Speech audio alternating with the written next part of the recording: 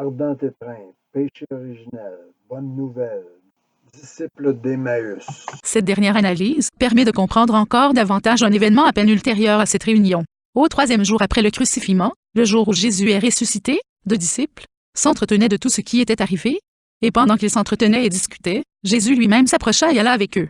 Mais leurs yeux étaient empêchés de le reconnaître. Jésus jouait donc un rôle d'étranger à la mort du Christ et leur demanda le récit des événements. Ensuite, il commença à leur dévoiler une explication étendue de la nécessité des événements qu'il associa aux Saintes Écritures.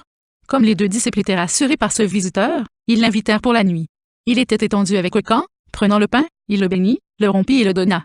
Leurs yeux s'ouvrirent et ils le reconnurent, mais il devint invisible. À cette époque, rappelons-le, les tables étaient au sol et le repas se prenait allongé sur le côté avec un coude appuyé au sol. Mais ce récit met donc une fois de plus en évidence un trait typique du Christ. Jésus était le seul, jusqu'à cette époque, à mettre le pain en honneur en guise d'aliment. Ceci était un tel trait distinctif que c'est ainsi que dans le corps d'un étranger, les apôtres purent le reconnaître instantanément. C'est donc dire également que la visite déguisée du Christ a encore servi à concerter les disciples autour du péché de la chair. Donc la visite d'un individu au trait de Jésus à une table où du poisson est servi et où il en mange est un phénomène intrigant pour ceux qui l'ont connu.